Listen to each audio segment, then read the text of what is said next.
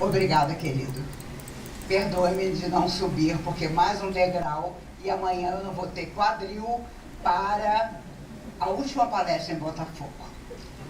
Essa é a 15ª em 19 dias. Então, que bom estar com vocês, com essa energia maravilhosa, com tanta gente. Eu, muito equivocada, quando vim de Copacabana, pensei, eu não vou falar para encarnados a essa hora da manhã. Só vai ter desencarnado, eu já vim preparada para isso. Mas, para minha surpresa, vocês são mais endividados do que eu pensei. Porque eu pensei comigo. Se o pessoal aparecer de manhã num sábado, é porque sabe dos seus compromissos. E hoje vamos falar rapidamente sobre esforço e benção. Porque quando André Luiz foi visto pelo Chico ao lado dele, o Chico não entendeu nada.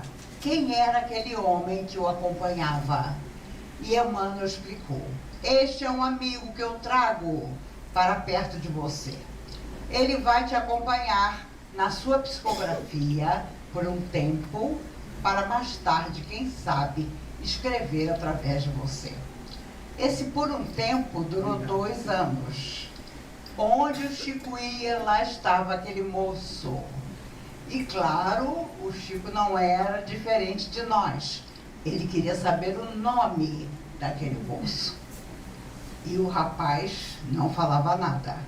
Até que um dia, quando ele disse, olha, eu tive permissão para escrever alguns livros através de você.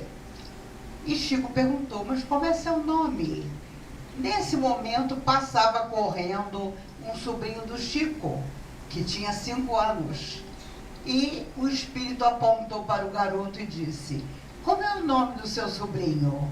E o Chico disse, André Luiz. Então, para você, eu serei André Luiz. E pronto, ficou André Luiz. E por quê? Porque a família ainda estava encarnada.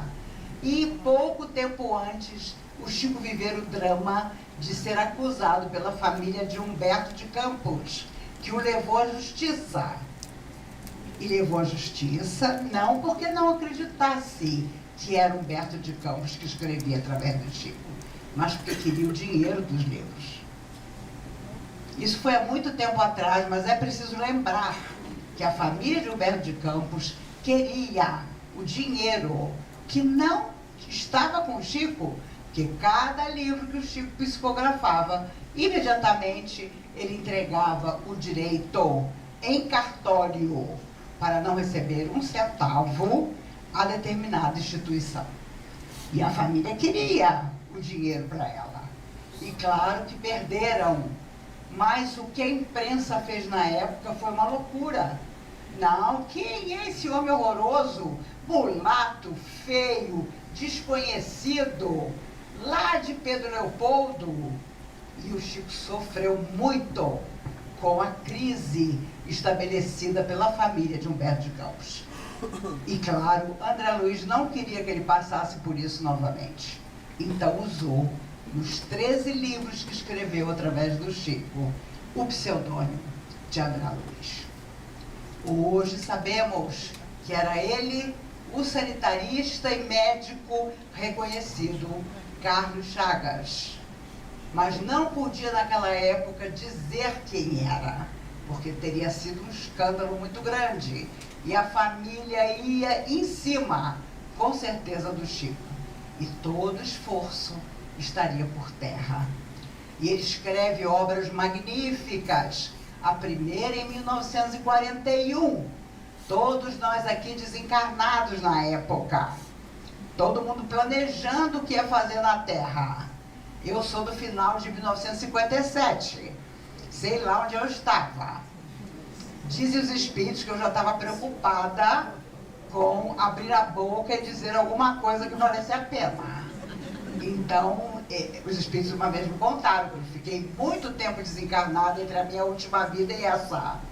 Porque a gente não planeja um trabalho ou uma grande prova sem ficar muito tempo desencarnado. para ter toda a consciência da necessidade da nossa vinda e do quanto nós podemos realmente nos modificar. A verdade é que todo esforço significa bênção, sim, mas também muita luta. E hoje a maioria dos espíritas ou não espíritas diz: nunca vivemos um tempo tão difícil. Mas toda geração acha que a sua é a mais sofredora. E claro, estamos vivendo dias complicados, porque é um tempo de aferição de valores. Quem somos nós de verdade? Quanto compromisso nós temos com as coisas que são positivas? Somos de fachada ou estamos mesmo nos transformando? E aí nos lembramos de Emmanuel, que afirmava: o único objetivo da alma que vem à Terra é fazer o bem. O único. E quando nós chegamos à Terra e crescemos, há tantos objetivos que nos atraem.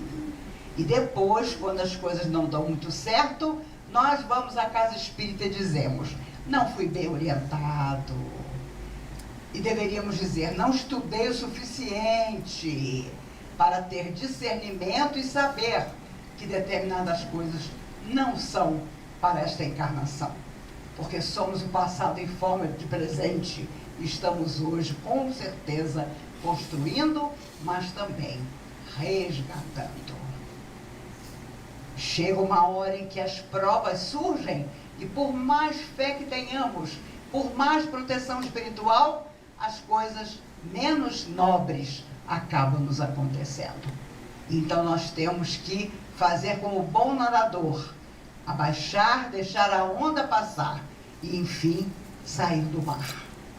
Mas nós não estamos tendo essa paciência, essa coragem, essa luz que nunca morre, que é uma chama que nós não podemos apagar, porque veio conosco e nesta vida nós temos que fazer muito com essa chama. Uma vez em 2010, comemorando em Brasília 100 anos do nascimento de Chico Xavier, eu estava sentada ao lado do Divaldo Franco. E eu levantei, porque eu disse ao Divaldo: olha, o presidente da FEB está entrando no salão e eu vou ceder o meu lugar, porque é claro que ele vai querer sentar do seu lado. Divaldo segurou meu joelho e falou: não levanta não, que a Joana quer falar com você. Gente, eu nem ia levantar, porque eu perdi todas as forças. E eu pensei imediatamente: gente, ela vai dizer para mim: olha, você não fala quase dos meus livros, você só fala do Chico. Mas não era isso. Eu vivia um momento decisivo na minha vida. Depois de 30 anos de casamento, eu sabia muito bem que eu precisava me divorciar. Meu marido não era, há muito tempo, o companheiro, principalmente da minha tarefa, coisa que ele nunca foi. Uma filha maravilhosa, que é a minha melhor amiga, mas só isso. Então, eu pensei comigo: ela vai reclamar que eu não falo dos livros dela. Mas o Divaldo disse para mim: ela está dizendo um negócio que eu não estou entendendo, mas ela disse que é para eu repetir que você vai entender. Aí eu falei: agora eu estou perdida. Ele então disse: ela está dizendo, diga a ela que com a mesma energia que ela em outras vidas decidiu a existência, para o bem ou para o mal, chegou a hora dela tomar uma decisão. E ela sabe do que eu estou falando. E o Divaldo: você sabe do que ela está falando? Eu falei: sei, Divaldo, estou sabendo. Aí ele disse: olha, eu não entendi nada, mas ela disse que você sabe. E eu sabia mesmo. E foi muito interessante, porque dali eu fui para o divórcio. Há muitos anos eu e meu ex-marido não tínhamos mais convivência. Ele na suíte dele, eu na minha. Mas foi muito interessante, porque quando eu pedi divórcio, depois de 30 anos, sendo que há 15 estávamos separados, meu ex-marido disse à minha filha: você acredita que a sua mãe quer se divorciar de mim? As pessoas que não correspondem aos nossos sonhos se surpreendem quando nós, enfim, tomamos uma decisão. A decisão de viver nossas vidas com muita felicidade, como há 14 anos eu vivo, na solidão afetiva que certamente estava determinada para a minha existência. Como dizia Emmanuel, solidão afetiva é pausa de reajuste. É rever o passado para um futuro de maior compreensão. E a tarefa que nos está destinada está acima de qualquer coisa. Quem não respeita as nossas opções de vida não merece caminhar ao nosso lado. E é preciso, claro, que saibamos que tudo na vida volta para nós. Eu me recordo de Dona Canô, mãe de Maria Bethânia e Caetano Veloso. Ela morreu com 105 anos no dia de Natal. Mas quando ela fez 100 anos, tiveram para ela uma missa, ofereceram uma missa para ela. E quando ela entrou na igreja, a repórter perguntou: Dona Canô, como é chegar aos 100 anos? Maravilhosa como a senhora. Ela riu e disse: ah, minha filha, é que tudo que a vida me deu, eu devolvi para ela. Meu Deus, eu me lembro disso até hoje, porque eu vi que aquela mulher estava dizendo a todos nós o caminho da felicidade. O caminho de sermos nós mesmos, no nosso esforço de melhoria e na bênção que a espiritualidade tem para nos dar quando nós realmente decidimos o nosso destino. E o nosso destino somos nós que fazemos. Ah, não deu certo? Vou tentar de novo. Vou fazer novamente. Vou respeitar as minhas limitações. Quando eu vi o tamanho do degrau deste palco, o meu quadril me disse: fique embaixo. Amanhã é a última palestra em Botafogo. Eu quero ter quadril para chegar lá. Há 3 anos atrás eu peguei uma infecção chamada KPC. Eu sempre falo dela para que vocês fiquem prevenidos. Foi dentro do hospital e ela me paralisou do pescoço para baixo por 6 meses. E aí eu fui para a cadeira de roda, eu usei fralda, eu fui morar com a minha filha e o meu genro, porque eu não conseguia me mexer. E o médico disse à minha filha: sua mãe não vai andar nunca mais. Sua mãe nunca mais vai fazer uma palestra. E a minha filha única, Mariana, disse: o senhor não conhece a minha mãe. Ela vai voltar. E aí foi fisioterapia, 3 vezes por dia, cuidador. As pessoas têm preconceito com o cuidador, mas a minha geração vai ter muito cuidador, porque minha filha e meu genro não aguentavam mais. Foi preciso ajuda e eu tive 3 cuidadoras maravilhosas. A vida nos encaminha para o melhor quando nós buscamos o melhor. Ernest Hemingway foi um escritor maravilhoso.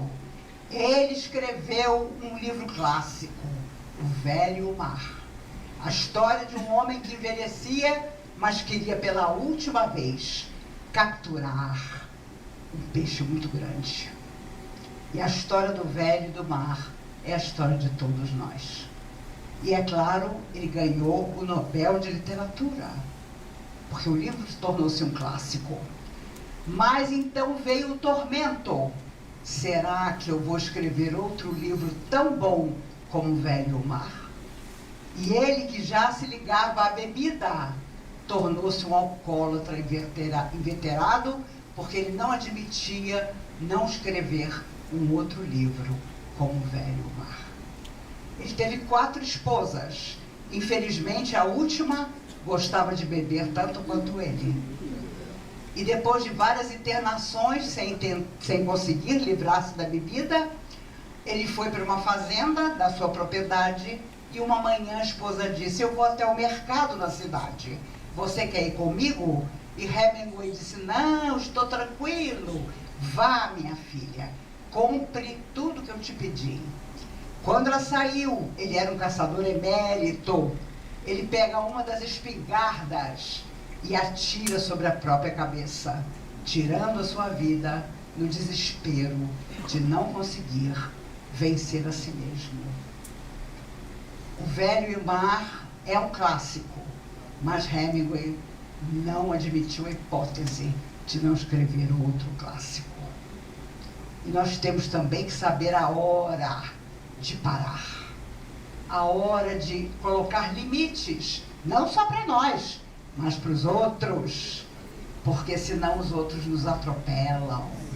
Ah, você tem que ser assim, você tem que fazer isso, tem que fazer aquilo, você não é mais a pessoa que eu conheci. Claro, você tinha 20 anos, agora você tem 80. Como é que você pode ser a mesma pessoa? Então nós precisamos viver com realidade, viver sabendo que os amigos espirituais nos protegem, mas que todo o resto é por nossa conta. Bette Davis foi uma atriz extraordinária de Hollywood. Ela era feia, coisa que Hollywood não admitia. Ela escolhia os próprios filmes, coisa que na década de 30 mulher nenhuma conseguia fazer. Ela teve 2 maridos, o primeiro horroroso, o segundo um amor. Uma pessoa que a acompanhou até a morte dele. E ela nunca mais se casou, porque ela guardava lembrança daquele segundo esposo fantástico.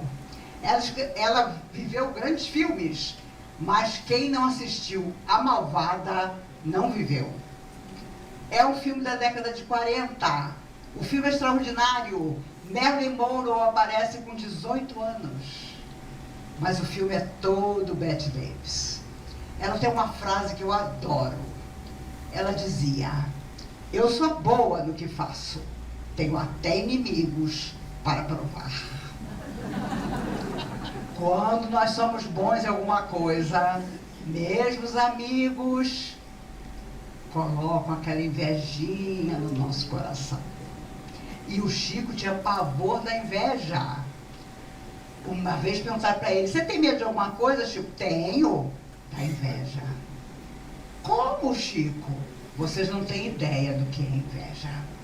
Se vocês vissem as energias da inveja, vocês teriam medo também. E hoje as pessoas vão para as redes sociais querendo ser invejadas. Elas contam mentiras sobre a vida delas.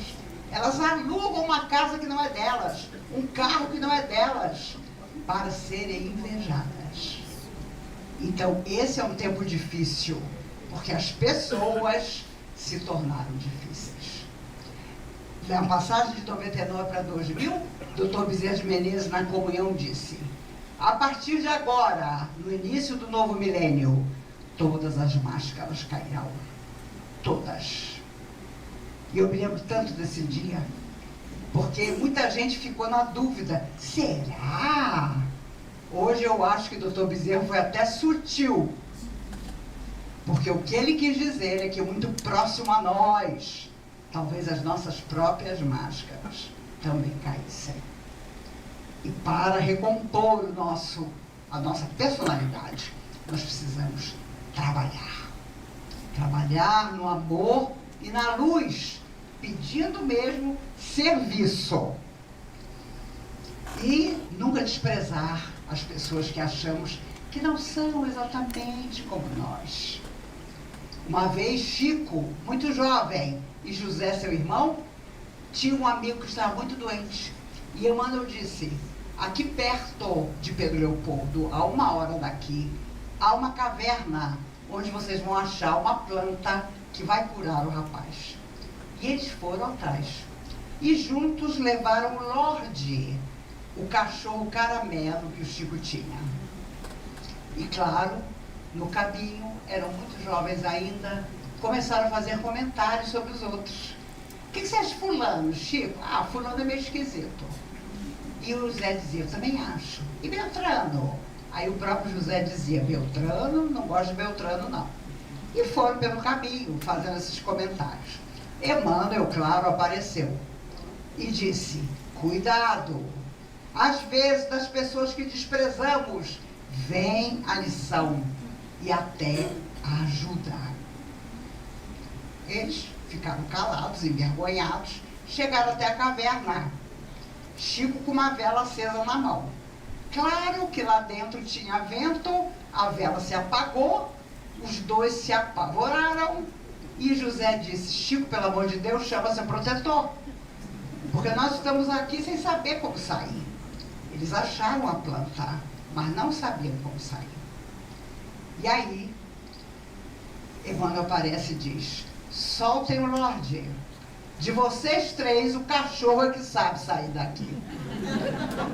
E em questão de minutos, o Lorde apontou a saída. O Chico contava essa história, porque ele dizia, meu Deus, justamente do cachorro, que era um irracional, veio a solução para o nosso destino. Ninguém sabia que nós estávamos naquela caverna a 1 hora da cidade. Ah, meus amigos, a vida nos ensina sempre. Basta ter olhos de ver e ouvidos de ouvir. Tenhamos essa tranquilidade de estudar tudo que puder nos tornar melhores, de amar a todas as pessoas que quiserem ser amadas. Um amigo meu, a filha de 4 anos, junto dele, ele estava assistindo a televisão e ele disse para ela, você sabe, né, papai te ama muito. Ela virou-se para ele e disse, eu sei, pai, mas você me ama do jeito que você quer amar, não do jeito que eu quero ser amada. E ele foi para o psicólogo no dia seguinte. E ele ainda me disse, Maíse, coitados dos namorados dessa menina. Ela com 4 anos já sabe que nem sempre somos amados como precisamos ser. Então que tenhamos essa sensibilidade de amar a todos, mas àqueles mais próximos, do jeito que eles querem ser amados. Jesus, de forma tranquila, começou a andar sobre a água e Pedro disse, Senhor, eu também quero. E Jesus estendeu o braço e disse, vem. E Pedro saiu do barco e começou a andar na água. Mas no meio do caminho Pedro pensou, meu Deus, não é possível andar na água. E começou a afundar. Homem de pouca fé, por que duvidaste? Esta pergunta está conosco até hoje. Na nossa hora difícil, por que duvidamos? Se temos crédito à espiritualidade, com certeza virá em nosso socorro. Se não temos crédito, virá também, para que enfim aprendamos e possamos simplesmente seguir. Dormia Jesus no ombro de João e uma tempestade terrível veio. Eles estavam divididos em 2 barcos. Ninguém queria acordar Jesus, mas a tempestade ficou tão grande que um deles disse, Senhor, estamos afundando. Jesus serenamente acordou, levantou-se, ergueu o braço, desapareceu a tempestade. Desapareceu a fúria do mar. E naquele momento os apóstolos pensaram, que homem é esse que nós seguimos e não sabemos quem é? Hoje nós sabemos quem é. A alma mais perfeita que já veio na terra. Aquele que nos veio apontar o caminho que nós ainda não queremos seguir, o da perfeição. Mas, malgrado a nossa vontade, um dia seremos perfeitos. E é preciso nos preparar para isso, começando do nada. As pessoas costumam dizer, nossa, Maíse, você faz palestra há 53 anos, desde os 16, você é muito fofinha. E eu digo, não, minha filha, eu sou fofinha só no tamanho. Eu sou uma naja que se faz de fofa. Porque é assim que a gente consegue viver na Terra. Me perguntaram na semana passada, na Rádio Rio de Janeiro, mas se você tivesse uma frase na parede do seu quarto, qual seria? Claro que os entrevistadores pensaram que eu ia dizer, Amaradeu. Não. Uma frase de Emmanuel, quando Chico disse, como é difícil viver na Terra. E Emmanuel respondeu, na Terra é preciso ter couro de rinoceronte. Emmanuel disse isso. Não foi Zé das Neves, não. É preciso ter couro de rinoceronte. E, claro, um coração que ame. E eu desejo a todos nós que amemos simplesmente. O resultado virá. Onde quer que estejamos. Tem outra frase do Emmanuel que eu adoro. O bem que fizeres em algum lugar será o teu advogado em toda parte. Não importa o que a vida nos traga, importa o que nós vamos fazer daquilo que aconteça em nossa vida. E eu tenho certeza que da próxima vez que nos encontrarmos, tanto eu como vocês, estaremos ainda melhores. Eu não virei ao Rio em 2026. O ano já está repleto de outras viagens para outros lugares. E as pessoas reclamam que todo ano eu venho ao Rio. Então, em 2026 eu não venho, mas em 2027 eu venho. Vou ficar um mês. E alguém me sugeriu que a gente se encontre no campo do Vasco da Gama. Porque aí, eu estou tentando o Flamengo também. Porque aí, 1 quilo de alimento a gente leva e vamos parar essa cidade para falar de Jesus, para falar da reencarnação, para falar das vidas que nós já tivemos e que ainda vamos ter. E eu desejo, eu sou carioca do Meier, da rua Dias da Cruz. E eu desejo que vocês continuem cariocas como eu em toda parte. Eu estava na porta do hotel, em Copacabana, passou um rapaz vendendo suco.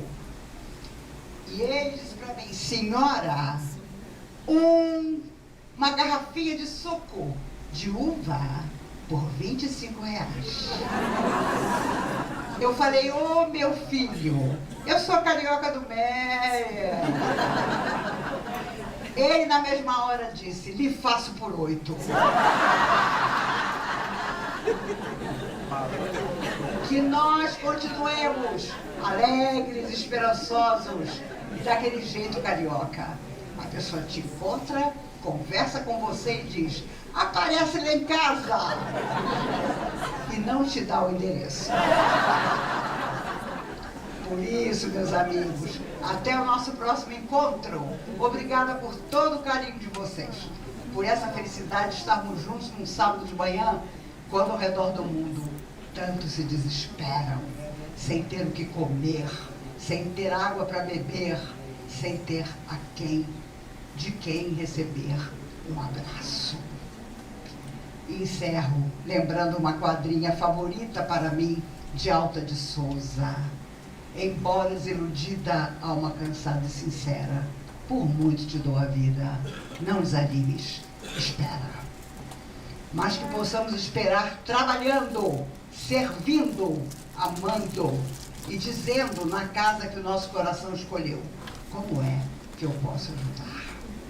Caridade, que o teu nome ressoe, pleno de amor profundo. E por tudo que fazes nesse mundo, Deus te guarde, te abençoe. Que estejamos abençoados por tantos espíritos amigos aqui presentes. Por aqueles que também vieram desencarnados e que planejam sua próxima vida. E que até o último dia da nossa existência, nosso coração não deixe de servir, porque um dia alguém virá nos buscar e dirá, bem-vindo amigo, o mundo ficou um pouco melhor, porque você viveu nele. Que as forças do bem nos abençoem a todos. Muito obrigada.